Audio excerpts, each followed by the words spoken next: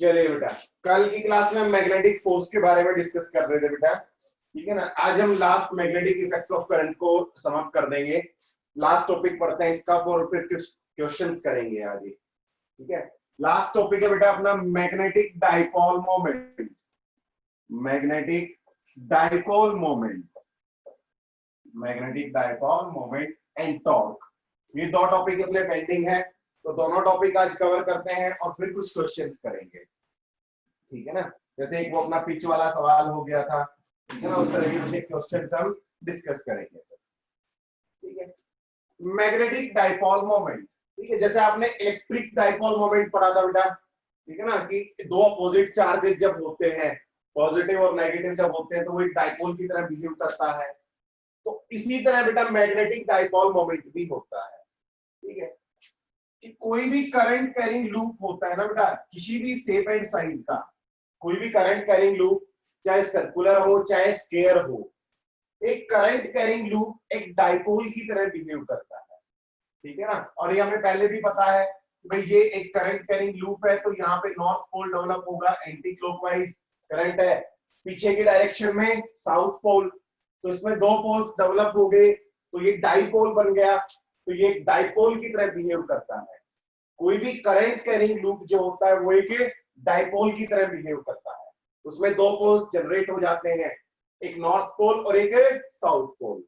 Poles हमें पता बताने आते हैं बेटा, एंड एंटी क्लॉकवाइज जहां पे करंट होगा वहां पे नॉर्थ पोल, और जहां पे क्लॉकवाइज करंट होगा वहां पे साउथ पोल क्रिएट हो जाता है, ठीक है। और जब डाइपोल है तो डाइपोल मोमेंट एक फिजिकल क्वांटिटी होती है बेटा, डाइपोल मोमेंट, उसको डिफाइन करना हमारा फर्ज बन जाता है। मैग्नेटिक डाइपोल मोमेंट बेटा एम वेक्टर से रिप्रेजेंट करते हैं, वेक्टर क्वांटिटी होती है। Magnetic dipole moment capital M से रिप्रेजेंट करते हैं, और ये वेक्टर क्वांटिटी होती है, ठीक है। तो मान लो कोई लूप आई करंट कैरी कर रहा है, आई करंट कैरी कर रहा है कोई लूप, इसका एरिया मान ले हम, लूप का एरिया है A is area of the loop, I current ये कैरी कर रहा है, तो इसका मैग्नेटिक मोमेंट होगा current multiplied by area vector, current multiplied by area vector, ठीक है। और अगर नंबर ऑफ टर्न्स ज्यादा है बेटा, अगर मैं कहूं कि इसमें n नंबर ऑफ टर्न्स है, ठीक है ना, एक टर्न नहीं है, टर्न्स ज्यादा है, नंबर ऑफ टर्न्स n है, तो हम मैग्नेटिक मोमेंट को क्या डिफाइन करेंगे, एन आई ए वेक्टर, एन आई ए वेक्टर, ठीक है। सो बख्तर भैया, ठीक है।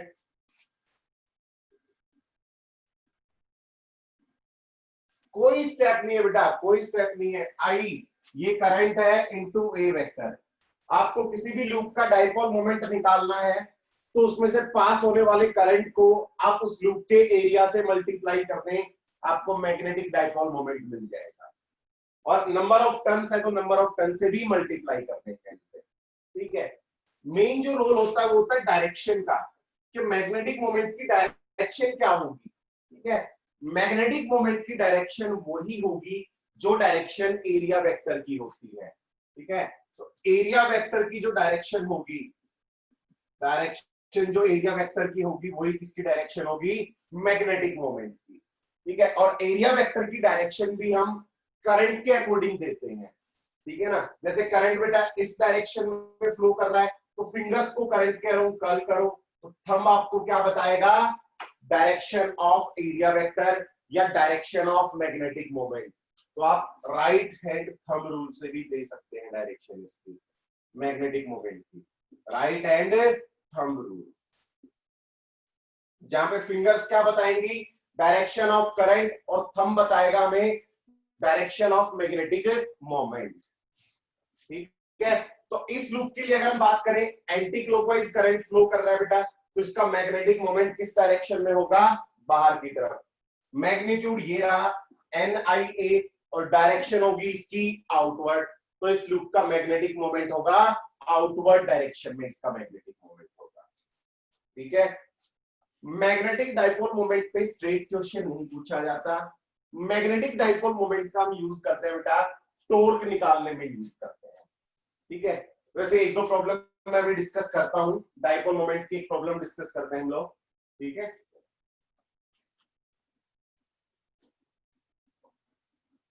समझ आ गया डाइपोल मोमेंट। लूप चाहे बेटा किसी भी शेप का हो, सर्कुलर हो चाहे स्क्वायर हो चाहे रेक्टेंगुलर हो, सबके लिए वैलिड है ये सेम बात, यही बात सबके लिए वैलिड है। ठीक है, क्वेश्चन करते हैं बेटा एक, हमें एक लूप दिया हुआ है करंट कैरिंग लूप, उसका मैग्नेटिक डाइपोल मोमेंट हमें बताना है कि इसका मैग्नेटिक डाइपोल मोमेंट क्या होगा।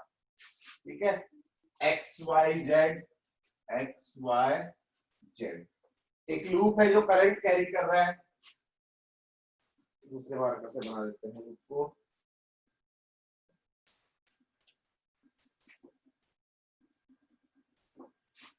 आधा लूप एक्स वाई प्लेन में है बेटा, आधा लूप एक्स वाई प्लेन में है और आधा एक्स जेड प्लेन में है, आधा एक्स जेड प्लेन में।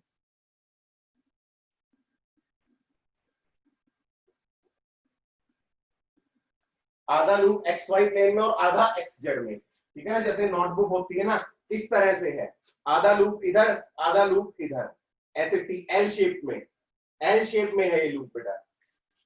ठीक है ना, आधा ये इधर है और बाकी इधर है। ठीक है ना, ये 3D में वैसे टेढ़ा सा दिख रहा है, टेढ़ा नहीं है, ये बाहर की तरफ है, 3D में इमेजिन कर रहे हैं हम इसको। आधा लूप बाहर है इस डायरेक्शन में एक्स जेड प्लेन में, और आधा लूप एक्स वाई प्लेन में है, और ये एंटी क्लॉकवाइज करंट कैरी कर रहा है, ये लूप इस डायरेक्शन में करंट कैरी कर रहा है, आई आई करंट कैरी कर रहा है बेटा इस डायरेक्शन में। ये जो साइड है ये दी हुई है ए, ये भी ए है, ये वाली साइड है b/2, ये वाली साइड भी है b/2, ये भी b/2 और ऊपर वाली भी b/2। Find magnetic dipole moment, इस लूप का मैग्नेटिक डाइपोल मोमेंट निकालो क्या होगा। ठीक है, मोस्ट कॉम्प्लिकेटेड केसेस में से एक है, अच्छा सवाल है। अब देखो बेटा, आपके पास लूप कॉन्टिन्यूअस नहीं है, पहली बात तो आधा लूप इस प्लेन में है, फिर लूप ने ऐसे चेंज कर लिया अपने आप को, ऐसे आके लूप ऐसे हो गया। अगर सिर्फ एक ही प्लेन में होता तो आप डायरेक्टली इसको एक लूप कंसीडर करके आप सोल्व कर देते, लेकिन दो डिफरेंट प्लेन्स में लूप लाई कर रहा है, तो आप क्या करेंगे, इस लूप को दो लूप्स में ब्रेक कर लेंगे। ठीक है, कि भाई मान लो एक लूप इधर है, एक इमेजिनरी लूप मान लिया मैंने कि एक लूप एक्स जेड प्लेन में लाई कर रहा है और एक लूप एक्स वाई प्लेन में लाई कर रहा है, दो डिफरेंट लूप्स मान लिए। ठीक है ना, जहां पे ये जंक्शन है ना, जंक्शन पे हमने डिवाइड कर दिया इसको कि भाई एक लूप ये है लूप नंबर 1, एक लूप ये है लूप नंबर 2। इस लूप में एंटी क्लॉकवाइज करंट है ऐसे, इसमें भी एंटी क्लॉकवाइज करंट है, इसमें इधर करंट जाएगा, इसमें इधर करंट जाएगा। ठीक है, आप दो डिफरेंट लूप्स कंसीडर करें और दोनों का मैग्नेटिक मोमेंट इंडिपेंडेंटली लिखें दोनों का। अगर मैं फर्स्ट लूप का मैग्नेटिक मोमेंट लिखना चाहता हूं वेक्टर फॉर्म में, तो आई करंट है, आई बेटा एरिया, इस लूप का एरिया, सिर्फ इस लूप के एरिया की बात करेंगे तो a इंटू b/2, तो आई ए b/2। डायरेक्शन मैग्नेटिक मोमेंट की बेटा एक्स वाई प्लेन में है, एंटी क्लॉकवाइज करंट, तो थंब किस तरफ है, बाहर की तरफ, तो बाहर कौन सा है अपना k कैप, तो इसकी डायरेक्शन आ गई k कैप, ये इसका मैग्नेटिक मोमेंट आ गया। सेकेंड लूप का मैग्नेटिक मोमेंट लिखो, करंट आई, एरिया इस लूप का भी सेम है बेटा ab/2, लेकिन इसकी डायरेक्शन देखो, ये एक्स जेड प्लेन में है बेटा, तो करंट ऐसे एंटी क्लॉकवाइज जा रहा है, तो मैग्नेटिक मोमेंट अपवर्ड डायरेक्शन में होगा। एक्स जेड प्लेन में है, इमेजिन करो एक्स जेड प्लेन में, यानी कि ऐसे एंटी क्लॉकवाइज करंट, तो मैग्नेटिक मोमेंट ऊपर, तो ऊपर कौन सा एक्सिस है, जे कैप, तो इसका मैग्नेटिक मोमेंट आ गया जे कैप के अलोंग। तो नेट मैग्नेटिक मोमेंट जो आएगा वो आएगा m1 vector plus m2 vector, और मैग्नीट्यूड चाहिए तो root of m1 square plus m2 square, vector तरीके से हम इसको जोड़ देंगे, तो हमें इस लूप का नेट मैग्नेटिक मोमेंट मिल जाएगा। ठीक है, क्लियर भाई सबको?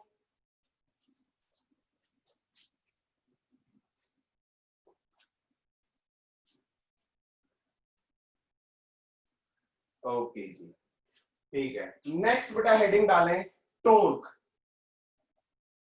अगला हेडिंग डालें टॉर्क। मैग्नेटिक मोमेंट से रिलेटेड ही है टॉर्क भी अपना। Torque on A current carrying loop, torque on A current carrying loop placed in uniform magnetic field, ठीक है, या magnetic dipole, magnetic dipole in uniform magnetic field. एक magnetic dipole को आपने एक यूनिफॉर्म मैग्नेटिक फील्ड में रख दिया। ये सेम फंडे हमने इलेक्ट्रोस्टैटिक्स में भी पढ़े हैं। आपने एक इलेक्ट्रिक डायपोल को भी एक इलेक्ट्रिक फील्ड में रखा था, यूनिफॉर्म इलेक्ट्रिक फील्ड में, और आपने वहां पे भी टॉर्क कैलकुलेट किया था, पोटेंशियल एनर्जी भी कैलकुलेट की थी। तो वही सेम फंडा यहाँ पे है, आप लूप को एक मैग्नेटिक फील्ड में रखें और उससे रिलेटेड टॉर्क वगैरह हम कैलकुलेट करेंगे, ठीक है। तो आप एक लूप को ऐसे रख दें, बिल्कुल सीधा रख दें बेटा, यूं परपेंडिकुलर, मैग्नेटिक फील्ड इस डायरेक्शन में है, ये हमारा लूप है जो करंट कैरी कर रहा है, ठीक है। मैग्नेटिक फील्ड इस तरफ थी, हमने यहाँ पे लूप रख दिया, तो इस लूप का एक मैग्नेटिक मोमेंट होगा और इसके मैग्नेटिक मोमेंट की डायरेक्शन बेटा आउटवर्ड, ठीक है। तो अब देखो, सबसे पहली बात, अगर मैं इस लूप पे फोर्स देखूं, क्लोज्ड लूप एक मैग्नेटिक फील्ड में रखा है, तो इस पे नेट फोर्स, सिर्फ नेट फोर्स की बात कर रहे हैं बेटा, नेट फोर्स क्या आएगा इस लूप पे? नेट फोर्स आएगा जीरो, नेट फोर्स आएगा जीरो। दूसरी हम बात करें टॉर्क की, ठीक है ना। अब देखो टॉर्क इस पे लगेगा क्यों, पहले ये देखते हैं, ठीक है। इस पोजीशन में देख रहा हूं मैं, सबसे सिंप्लीफाइड केस देखते हैं बेटा। ये करंट कैरिंग वायर, सेपरेट कर लो, एक करंट कैरिंग वायर है, ये इस तरफ मैग्नेटिक फील्ड है, एक करंट कैरिंग वायर को आपने मैग्नेटिक फील्ड में रखा है, तो इसके ऊपर फोर्स लगेगा। किस डायरेक्शन में फोर्स लगेगा बेटा? करंट की डायरेक्शन में आप क्या करो, फिंगर्स, करंट नीचे है तो फिंगर्स नीचे, हथेली हमारी मैग्नेटिक फील्ड की तरफ, और घुमाओ तो थंब किस तरफ है? आउटवर्ड। तो इस वायर पे फोर्स किस तरफ लग रहा है? आउटवर्ड। इस वायर पे फोर्स आउटवर्ड, इस वायर पे फोर्स इनवर्ड। अगर मैं देखूं इस पे फोर्स इनवर्ड, इस पे फोर्स आउटवर्ड, ठीक है।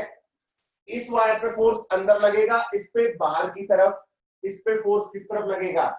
इस पे कोई फोर्स नहीं लगेगा, क्योंकि ये इसी की डायरेक्शन में बेटा मैग्नेटिक फील्ड के अलोंग है, तो इस पे कोई फोर्स नहीं, इस पे भी कोई भी फोर्स नहीं, ठीक है।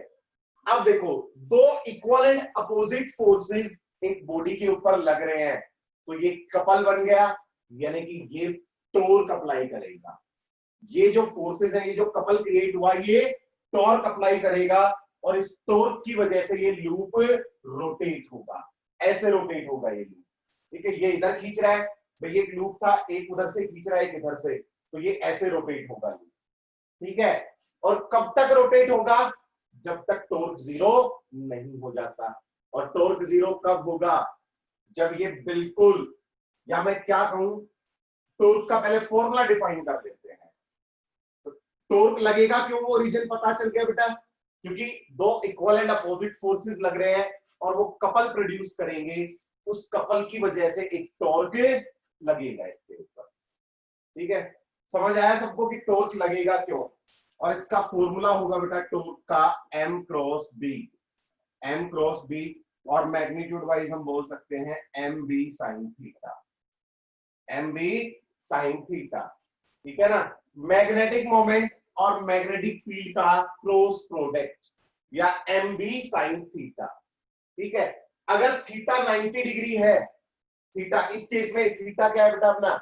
मैग्नेटिक मोमेंट बाहर, मैग्नेटिक फील्ड इस तरफ, तो थीटा 90 है, तो टॉर्क क्या होगा? Maximum m into B. अगर ये लूप ऐसे रखा होता, लूप ऐसे रखा होता, मैग्नेटिक फील्ड इधर थी, आप लूप को परपेंडिकुलर रखते मैग्नेटिक फील्ड के, तो मैग्नेटिक मोमेंट भी इसका किस तरफ होता? इस तरफ। मैग्नेटिक फील्ड की डायरेक्शन में इसका मोमेंट होता, तो टॉर्क क्या आता? जीरो। टॉर्क क्या आएगा? जीरो, ठीक है। समझ आ गया?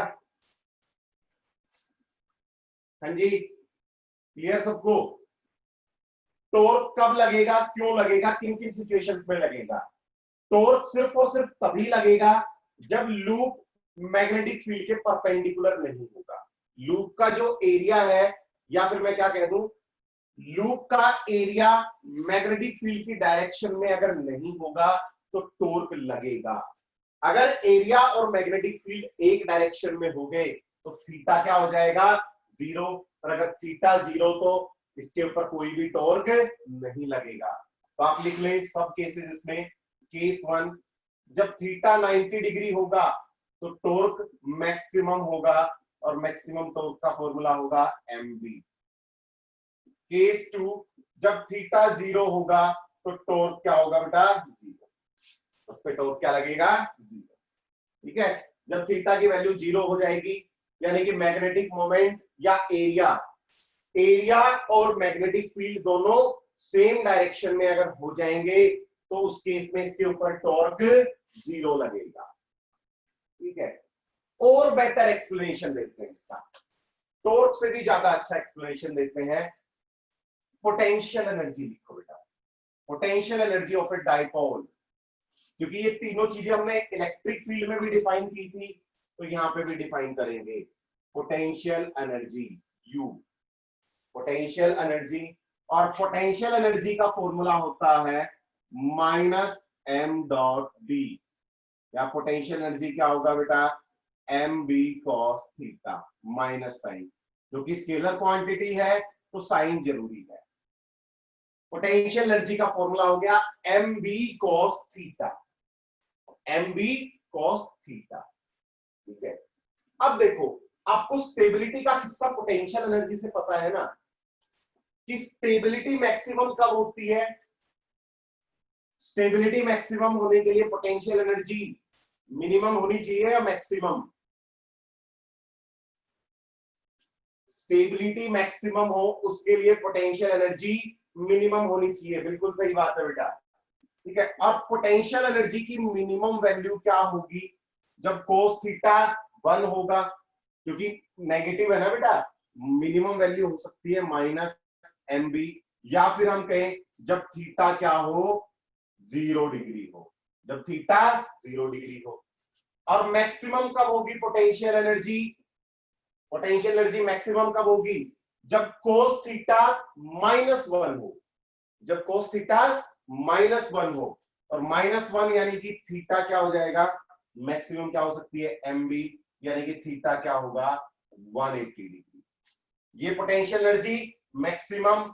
और पोटेंशियल एनर्जी जीरो कब होगी, जब थीटा 90 डिग्री होगा। पोटेंशियल एनर्जी जीरो जब थीटा क्या हो जाएगा 90 डिग्री।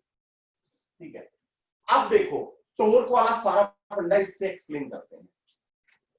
एक लूप को आप कुछ इस तरह से रखो कि मैग्नेटिक फील्ड, थीटा किस किस के बीच में एंगल है, मैग्नेटिक फील्ड और मैग्नेटिक मोमेंट के बीच में। थीटा मैग्नेटिक फील्ड और मैग्नेटिक मोमेंट के बीच में एंगल है। आपने लूप को फील्ड में कुछ ऐसे रख दिया कि थीटा 0 है, थीटा 0 है यानी कि मैग्नेटिक मोमेंट और मैग्नेटिक फील्ड एक डायरेक्शन में है, यानी कि इस तरफ मैग्नेटिक फील्ड है तो आप लूप को ऐसे रख दो, आप लूप को ऐसे रख दो। और ऐसे भी ध्यान से रखना है, क्योंकि ऐसे रखने का तरीका क्या है, एक बार अगर करंट ऐसे है तो मैग्नेटिक मोमेंट इधर आएगा, अगर करंट ऐसे है तो मैग्नेटिक मोमेंट इधर आएगा। ये भी ध्यान रखें, करंट की डायरेक्शन के अकॉर्डिंग मैग्नेटिक मोमेंट देंगे भाई। ठीक है, तो आप मान लो करंट ऐसे आ रहा था, मैग्नेटिक मोमेंट इधर, तो उस केस में थीटा 0, पोटेंशियल एनर्जी मिनिमम, और पोटेंशियल एनर्जी मिनिमम तो स्टेबिलिटी बेटा मैक्सिमम होगी।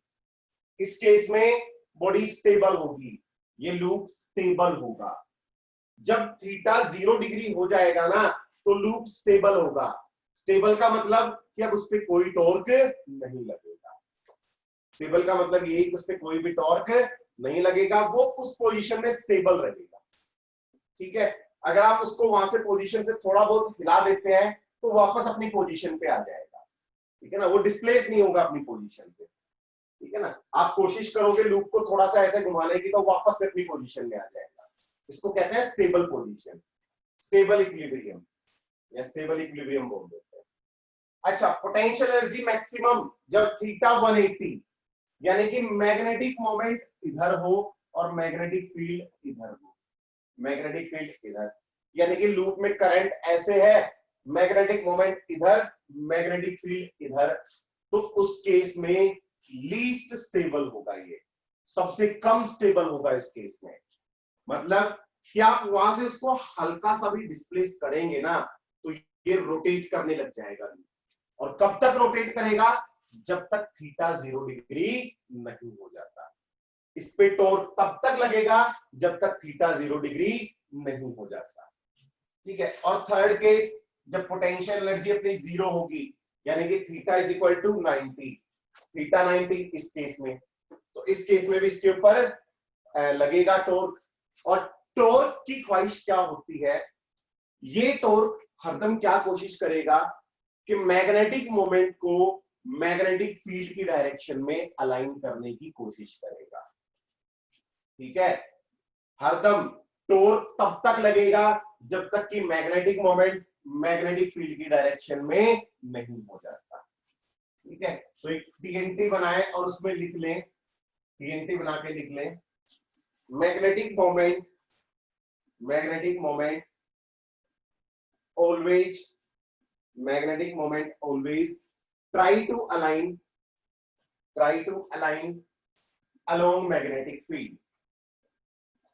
Magnetic moment always try to align along magnetic field.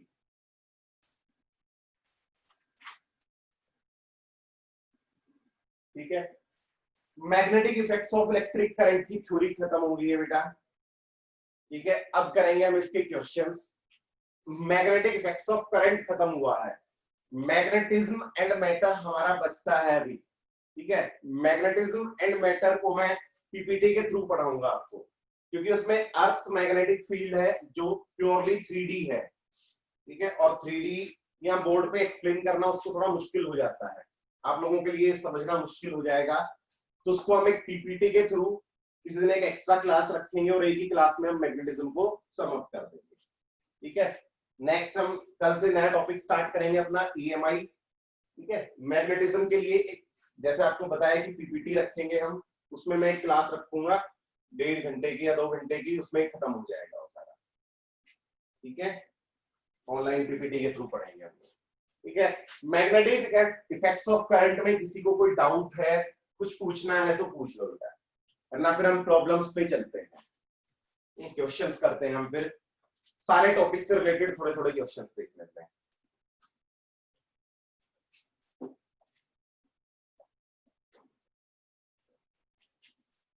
चलिए स्टार्ट करते हैं, फिर खेला शुरू किया जाए।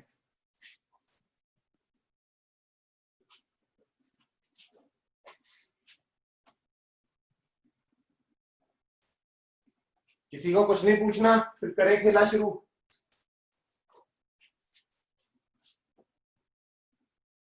चलो जी फिर खेला शुरू किया जाए।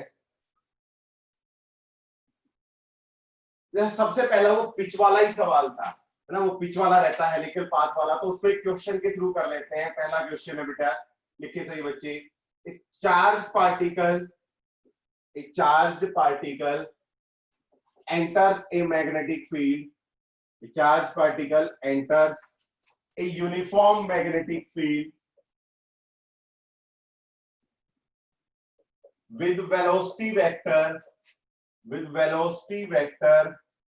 at an angle of 45 degrees, at an angle of 45 degree with the magnetic field. Velocity vector magnetic field के साथ 45 डिग्री का एंगल बना के एंटर होता है एक charge particle. The pitch of the helical path is p. The pitch of the helical path is p. The radius of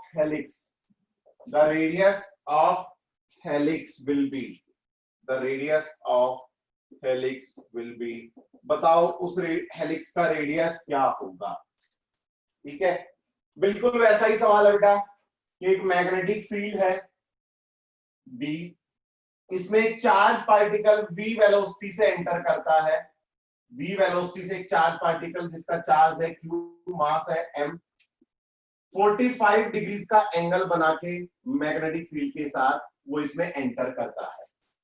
ठीक है, तो जैसा हमने डिस्कशन किया था कि बेटा इसका पाथ कैसा होगा, हेलिकल पाथ होगा, इसका पाथ हेलिकल होगा।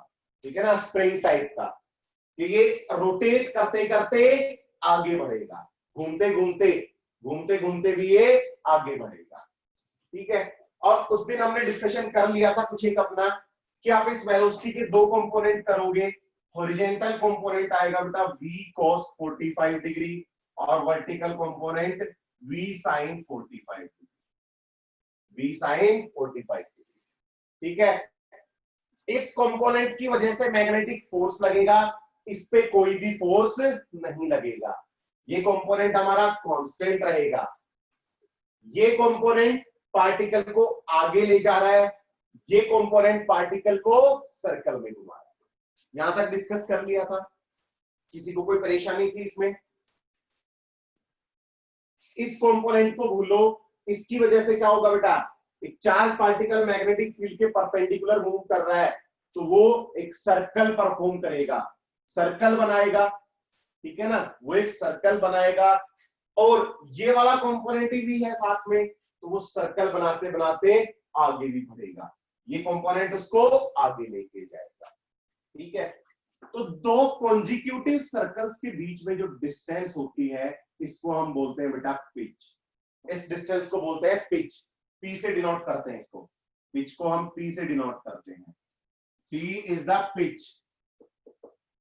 डिस्टेंस बिटवीन, पिच को हम क्या बोल देते हैं, distance between two consecutive circles, दो कॉन्जिक्यूटिव सर्कल्स के बीच में, क्योंकि ये ऐसे जा रहा है ना, स्प्रिंग सभी ने देखी होगी ना बेटा, ऐसे ऐसे जा रहा है। ठीक है, तो पहले का लोअर एंड और दूसरे का लोअर एंड, उनके बीच में जो डिस्टेंस होती है उसको बोलते हैं पिच। ठीक है, पिच का फॉर्मूला क्या होता है, पिच बेटा डिस्टेंस ही तो है, और डिस्टेंस को हम क्या लिखते हैं, स्पीड इनटू टाइम। इस डायरेक्शन में इसकी स्पीड क्या है, v cos theta, v cos theta into time. Time मतलब यहां से यहां पहुंचने में इसने कितना टाइम लिया, यहां से यहां तक कितना टाइम लिया, ये बात समझनी जरूरी है, टाइम कितना लेगा यहां से यहां तक आने में। ठीक है, अब देखो बेटा, चार्ज पार्टिकल जैसे ही एंटर किया तो क्या करेगा, सर्कुलर मोशन परफॉर्म करना स्टार्ट कर देगा, सर्कुलर मोशन परफॉर्म करेगा, एक सर्कल बनाएगा। ठीक है, और देखो जितने टाइम में वो एक सर्कल बना रहा है ना, उतने ही टाइम में वो दूसरे सर्कल के पास पहुंच गया, क्योंकि ये सर्कल यहाँ इसके ऊपर नहीं है, ये ऐसे बनाएगा सर्कल, भाई एंटर किया तो ऐसे यूं अगले के पास पहुंच गया जैसे, यानी कि एक सर्कल जितने टाइम में बना रहा है उतने ही टाइम में ये अगले यहां पे पहुंच गया, जितने टाइम में एक सर्कल बनाया उतने ही टाइम में ये यहां पे पहुंच गया। तो टाइम कितना लेगा, equal to time period, equal to time period. जितना टाइम एक सर्कल में, बोर्ड इज नॉट क्लियर, सभी बच्चों के साथ दिक्कत आ रही है बेटा, बाकी लोगों को दिख रहा है क्लियरली?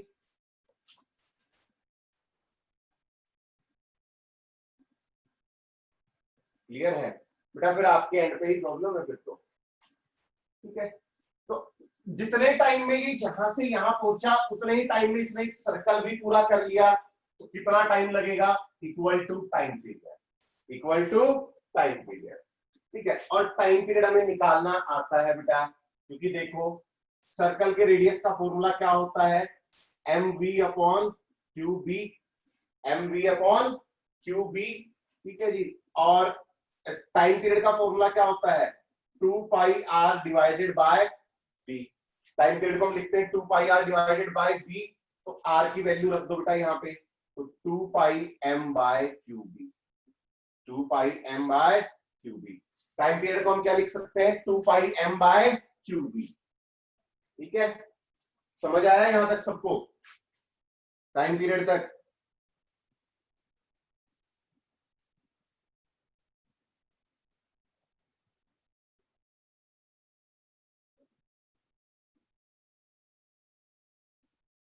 हाँ जी, चलो ठीक है, तो आप यहाँ पे बेटा टाइम पीरियड की वैल्यू रख दो, क्योंकि हमें सारे आंसर्स ना पी की फॉर्म में देने हैं, इसलिए हमसे पूछा गया, नहीं डायरेक्टली हम तो यहाँ से भी लिख देते रेडियस, तो बेटा कि mv बाई क्यूबी आएगा, लेकिन ये हमें पिच की फॉर्म में बताना है क्योंकि हमें सिर्फ पिच पता है। तो P is equal to v cos theta into 2 pi m by Q B, 2 pi m by Q B, ठीक है। और यहां से हम mv बाय क्यूबी सेपरेट कर लें। mv बाय क्यूबी को मैं क्या लिख सकता हूं, mv by Q B, mv Q B, तो 2 पाई cos थीटा नीचे आ गया is equal to p upon 2 pi cos theta, is equal to p upon 2 pi cos of theta, ठीक है जी। यहां तक हो गया, एक रिलेशन मिल गया। दूसरा बेटा हमें रेडियस निकालना है ना, हमारा तो मेन मुद्दा रेडियस का है, ठीक है। अब देखो इस वेलोसिटी का ये वाला कंपोनेंट सर्कल के लिए रेस्पॉन्सिबल है, तो रेडियस का फॉर्मूला क्या होगा, mv sin theta, mv sin of theta, क्योंकि सिर्फ ये कंपोनेंट सर्कल में घुमाने के लिए रेस्पॉन्सिबल है, तो सिर्फ यही वेलोसिटी लेंगे। तो mv sin theta divided by Q B, तो यहां से mv बाय क्यूबी का एक और रिलेशन आ गया अपने पास, r by sine theta. mv by Q B क्या आ गया अपना, r बाय साइन थीटा। और आप इन दोनों रिलेशंस को इक्वेट कर दें बेटा, इन दोनों रिलेशंस को हम इक्वेट कर देंगे, ठीक है। mv बाय क्यूबी और mv बाय क्यूबी दोनों को इक्वेट कर दो तो क्या मिल जाएगा अपने को, r by sine theta is equal to p by 2 pi cos theta, ठीक है। ये एक स्टैंडर्ड रिजल्ट भी है और इस क्वेश्चन भी में भी हम आराम से कर सकते हैं, आप इसको एक स्टैंडर्ड रिजल्ट भी यूज कर सकते हैं, ठीक है। यहाँ पे बेटा थीटा 45 है, तो साइन 45 cos 45 कैंसिल, तो r कितना आ जाएगा, p अपॉन 2 पाई, तो रेडियस आ जाएगा पिच डिवाइडेड बाय 2 पाई, यही निकालना था हमें, ठीक है। हजम कर लो भाई,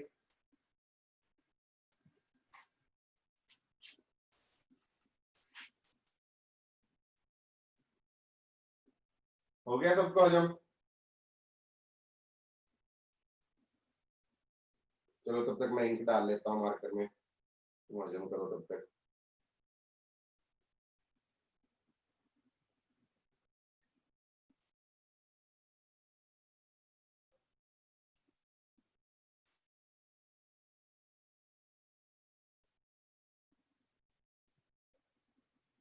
अगला सवाल देखें फिर, किसी को कुछ पूछना है इसमें, ये हो गया भाई पूरा हेलिकल पाथ वाला ना, सब कुछ सारा फंडा ही हो गया। पिच का फॉर्मूला आपके पास ये रहा, एक फॉर्मूला आपके पास ये रहा, कुछ भी नया नहीं है, सारा उसी से रिलेटेड है, ठीक है। अगला क्वेश्चन करते हैं फिर। अच्छा आप लोग असाइनमेंट वगैरह ले रहे हो, आपकी जो नया प्लेटफॉर्म जो है अपना, वहां पे आपको असाइनमेंट्स अपलोड की गई हैं ना, मैग्नेटिक इफेक्ट्स ऑफ करंट की बहुत सारी असाइनमेंट्स वहां पे हैं, तो आप वो असाइनमेंट्स अपनी डाउनलोड कर लें वहां से और वो क्वेश्चंस अटेम्प्ट करें, चेक करें बेटा वहां पे है असाइनमेंट्स।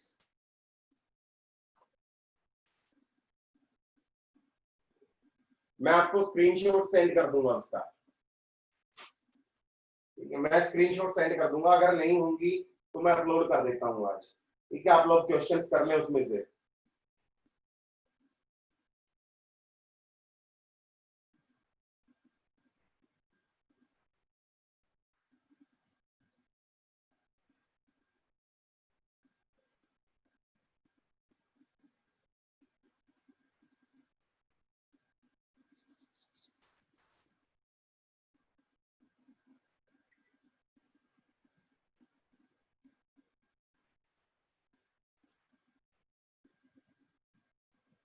चलो एक क्वेश्चन करते हैं, एक क्वेश्चन दिया हुआ है हमें बेटा,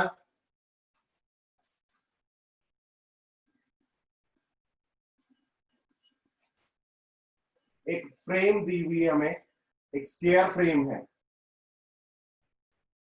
दो इक्विलेटरल ट्राइंगल्स का कॉम्बिनेशन है, एक इक्विलेटरल ट्राइंगल ये है और एक इक्विलेटरल ट्राइंगल नीचे है। इक्विलेटरल ट्राइंगल से बेटा यानी कि साइड सारी सेम है, ठीक है ना, सारी साइड सेम है, ए ए ए ए ए, ठीक है जी। और करंट फ्लो कर रहा है, इधर से करंट फ्लो कर रहा है इसमें। क्वेश्चन क्लियर नहीं है ये। तो ampere is flowing in a wire frame as if the frame is a combination of two equilateral. Question clear नहीं है, दूसरा देखते हैं एक मिनट, इसमें क्लियर नहीं लिख रखा इसमें। अगला क्वेश्चन हम देखते हैं, एक मिनट इंतजार करें।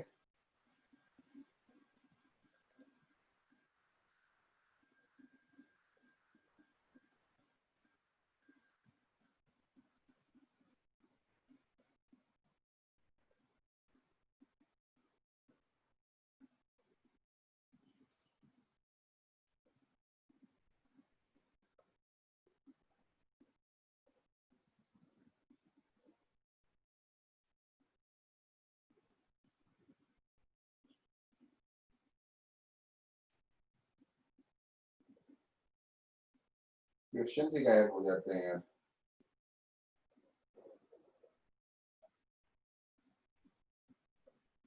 मिल गए।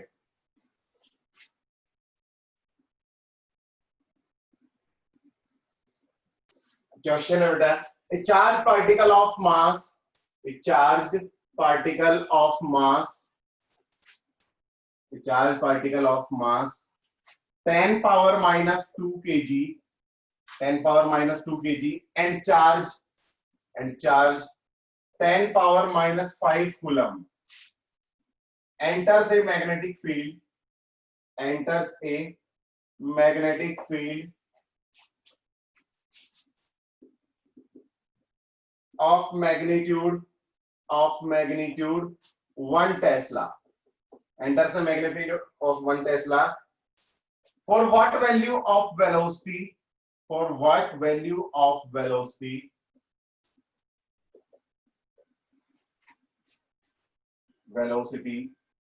will it pass straight through it, will it pass straight through it without deflection, through it without deflection। Velocity की क्या वैल्यू हो कि वो उसमें से एकदम स्ट्रेट निकल जाए बिना डिफ्लेक्ट हुए। ऑप्शंस दिए हुए हैं हमें, 10 पावर माइनस 3 मीटर पर सेकंड स्क्वायर, बी ऑप्शन है 10 पावर 3 मीटर पर सेकंड, सॉरी मीटर पर सेकंड, सी ऑप्शन है 10 पावर 6 मीटर पर सेकंड, डी ऑप्शन है 1 मीटर पर सेकंड। ठीक है,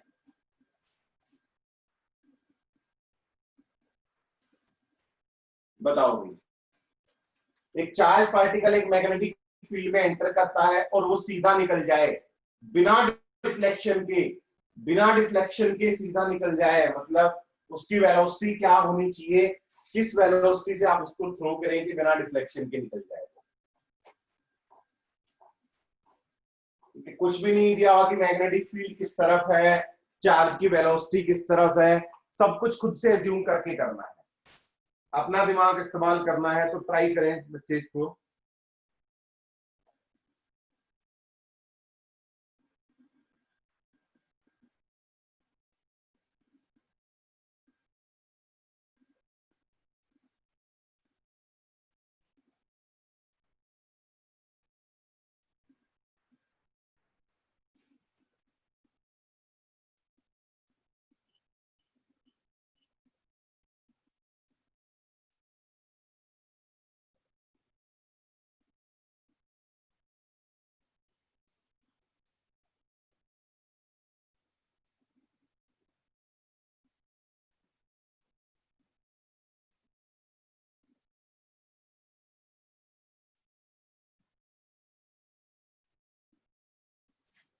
हाँ जी, 1 मीटर पर सेकेंड इज द आंसर। गलत है बेटा आपका आंसर बिल्कुल।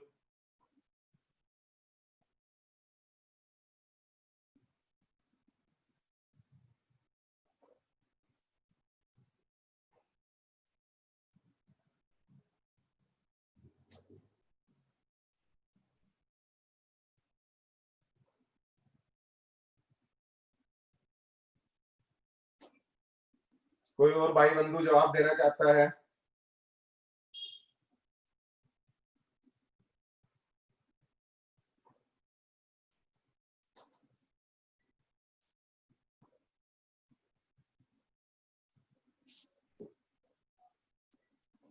बी सही आंसर है, बी बिल्कुल सही आंसर है बेटा। ठीक है ना, चार्ज पार्टिकल अनडिफ्लेक्टेड निकल जाए। अनडिफ्लेक्टेड के लिए मतलब भाई मैग्नेटिक फील्ड है कोई, ये कोई मैग्नेटिक फील्ड आपको दी हुई है, ठीक है, इसमें कोई चार्ज पार्टिकल एंटर करता है, ठीक है, क्योंकि उसका मास भी दिया हुआ है तो ग्रेविटी का भी रोल है भाई।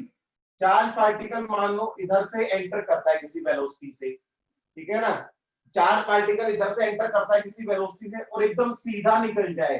सीधा कब निकलेगा, जब इस पे नेट फोर्स क्या होगा, जीरो। क्योंकि इस केस में देखो मैग्नेटिक फोर्स बेटा V क्रॉस B अपवर्ड, ऊपर की तरफ लगेगा मैग्नेटिक फोर्स, नीचे की तरफ इसका वेट।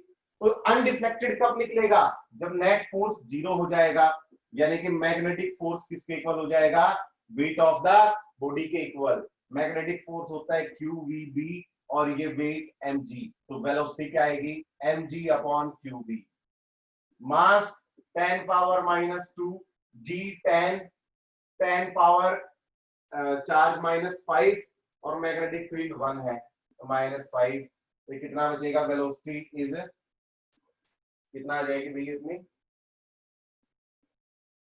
मास 10 पावर -2 है या -3 है, मास भाई 10 पावर -2 था या 3 था,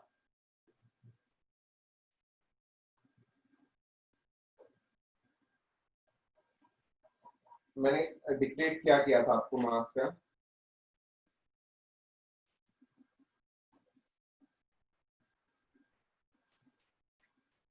-3 kg है बेटा, मास 10 पावर -3 kg दिया हुआ है, ठीक है ना, मास -3 kg दिया हुआ है, क्योंकि -2 के अकॉर्डिंग तो आंसर आ ही नहीं रहा ना, -2 के अकॉर्डिंग तो 10 पावर 4 आएगा, वो तो हमारा किसी भी ऑप्शन में नहीं है। 10 पावर -3 मास दिया हुआ है, ठीक है, तो एक कितना बच गया, 10 पावर 3 अपना आंसर आ गया, 10 पावर 3 मीटर पर सेकेंड, ठीक है, समझे बुआ। चलो अगला सवाल है, नीट में आया हुआ सवाल है, नीट 2016 का क्वेश्चन है।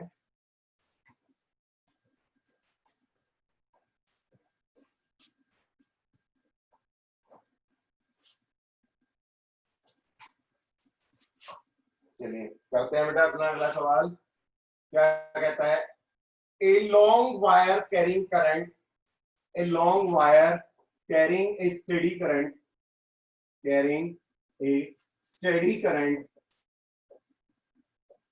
carrying a steady current is bent into a circular loop, is bent into a circular loop, उसको एक सर्कुलर लूप में बैंड कर दिया, एक लॉन्ग वायर थी उसको एक सर्कुलर लूप की फॉर्म में बैंड कर दिया, of one turn, of one turn, the magnetic field at the centre is B, the magnetic field at center of loop, at center of loop is B. Next, it is then bent into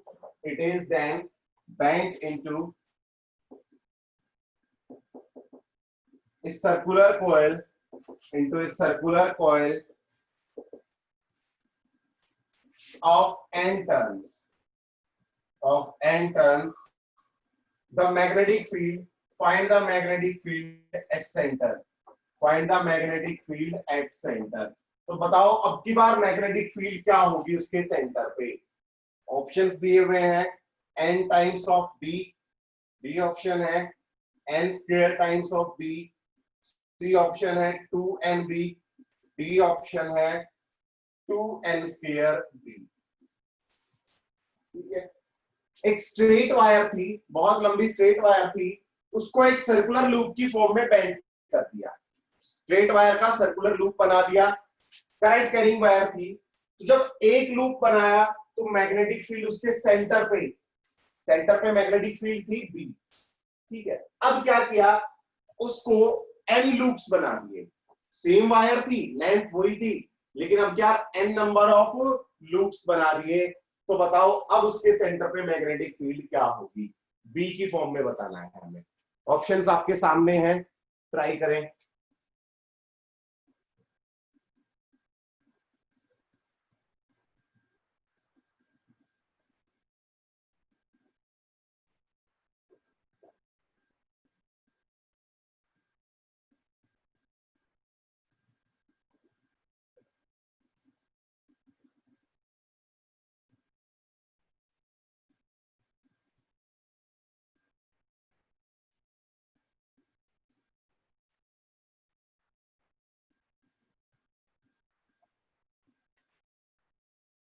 N square B, ठीक है बेटा, सही answer है N square B, N square B, N square B, बिल्कुल सही answer है बेटा N square B. सबका हो गया?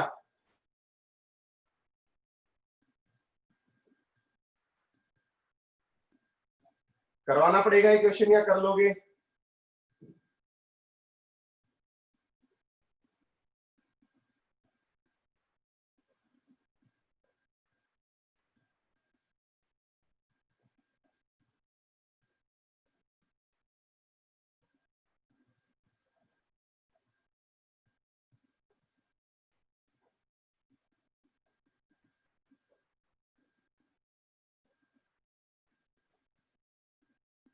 करवा दे, चलो करवा देते हैं बेटा, ठीक है। एक वायर थी बेटा, वायर की लेंथ मान लो थी एल, एल हम वायर की लेंथ मान ले, तो जब एक लूप बनाया तो लेंथ सरकमफेरेंस के इक्वल हो जाएगी बेटा, तो रेडियस कितना हो जाएगा एल अपॉन 2 पाई, रेडियस कितना हो जाएगा एल अपॉन 2 पाई। तो फर्स्ट केस में मैग्नेटिक फील्ड एट सेंटर का formula mu naught I upon 2 R होता है, तो mu naught I upon 2 R को क्या लिख सकते हैं एल अपॉन 2 पाई, तो mu naught pi I divided by L, ठीक है।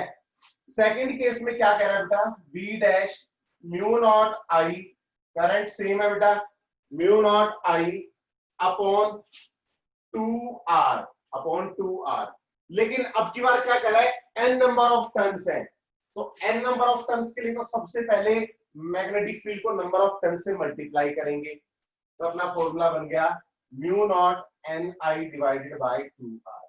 और रेडियस के बारे में क्या कहना बेटा, अब क्या रेडियस क्या हो जाएगा, एन, एन इक्वल सर्कल्स में डिवाइड किया है, तो एल कितना हो जाएगा 2 पाई एन, एल कितना हो जाएगा अपना 2 पाई एन, एन तो कितना आ जाएगा ये अपना L is equal to 2 pi R N, 2 pi R N, ठीक है ना, 2 पाई आर एन, तो रेडियस आ जाएगा अपना L upon 2 pi N, radius आ जाएगा एल अपॉन 2 पाई एन, तो एल अपॉन 2 पाई एन रख दो बेटा यहाँ पे, तो mu naught N I upon L upon 2 pi N ऊपर आ जाएगा, ठीक है, और 2 भी था साथ में, तो कितना बच गया mu naught n square I by L, mu not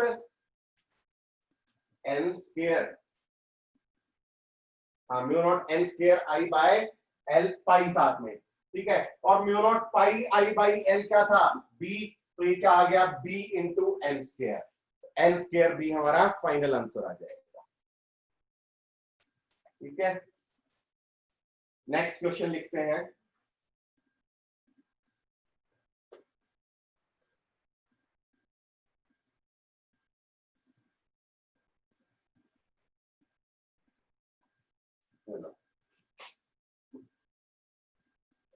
अगला सवाल अपना,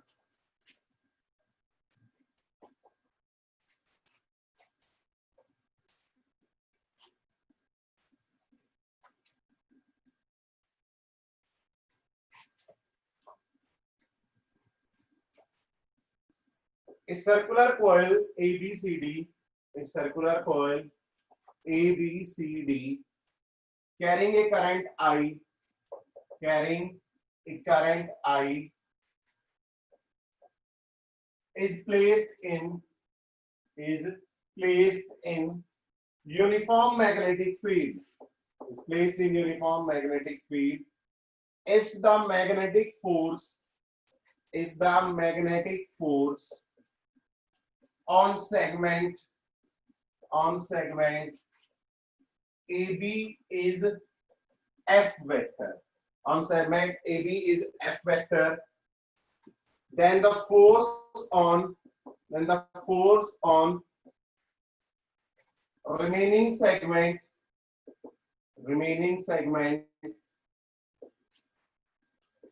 BCDA is A ऑप्शन है minus F vector, B option है 3F वेक्टर, C ऑप्शन है minus 3F vector, D option है F वेक्टर।